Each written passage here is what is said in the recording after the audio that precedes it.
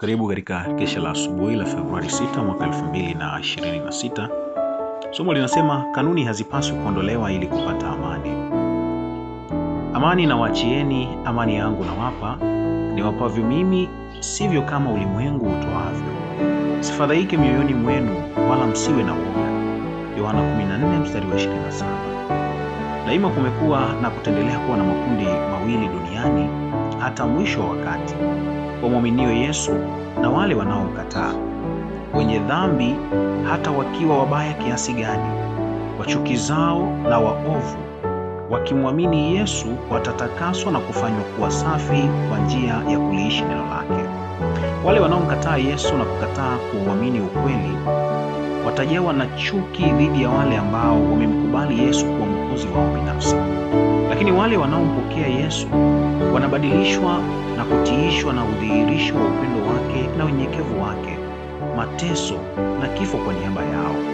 Amani ambayo Yesu aliwapatia wanafunzi wake na ambayo tunaiomba ni amani inayozalishwa na ukweli, ambayo ni amani ambayo haiwezi kuzimishwa na utengano. Nje kunaweza kuwa na vita, kunaweza kuwa na mapigano, wivu, usuda, chuki, ugomvi, lakini amani atoayo Yesu sio ile ambayo ulimwengu unaweza kuitoa na kuiondoa. Inaweza kustahimili katikati ya uwindaji wa majasusi na upinzani mkali wa adui wa Yesu. Yesu hakutafuta hata mara moja kununua amani kwa usaliti wa amana takatifu. Amani haiwezi kuletwa kwa kushusha viwango vya kanuni. Ni kosa kubwa sana kwa upande wa wale walio wana wa Mungu kutafuta kuondoa utengano ule unaowatenga wana wa nuru kutoka kwa wana wa giza kwa kupindisha kanuni na kwa kuweka chini ukweli ambao unatoka kwa Bwana. Ingekuwa ni kuisalimisha amani ya Kristo ili kupata amani au kuafikiana na ulimwengu. Kafara hiyo ya gharama mno kufanywa na wana wa Mungu kutafuta kuwa na amani na ulimwengu kwa kuziacha kanuni za ukweli.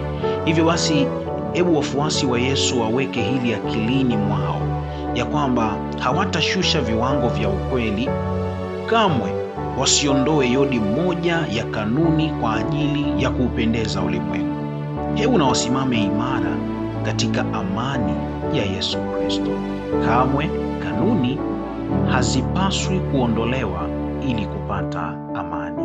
Amani ya kweli patikana kwa Bwana. Sifadhaike mioyoni mwenu, wala msiwe na woga. Amani na waachieni, amani yangu nawapa, niwapavyo mimi, sivyo kama ulimwengu utoavyo.